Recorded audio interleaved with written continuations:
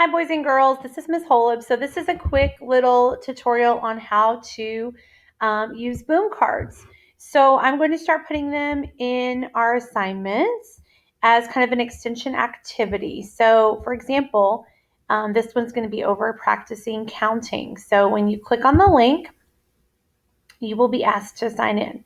So let's just practice signing in. And you click sign in with Boom. And then it's going to be, this already came up to me, your first letter. So it's just like ClassLink. The first letter of your first name, the first letter of your last name, and then your student ID or lunch number.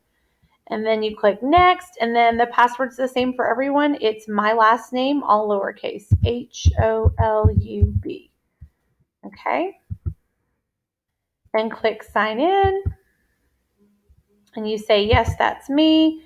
And then as soon as you do that, you can play. So an example, I really like these because they can tell you if you are correct instantly. So for example, how many ghosts? So let's count. 1, 2, 3. So I'm going to put 3 and then click submit. And it gives you a little ding when you get it right. So let's practice getting it wrong. How many spiders? 1, 2, let's just say 2, even though there are what? 1, 2, 3. Let's just practice what happens when you get it wrong. Whoops. And then let's see. Oh, you're right. It's 3. 1, 2, 3. So click submit. And then if you want to skip one, you can skip around until you're done. How many pumpkins? 1, 2, 3, 4. So I write 4. Okay.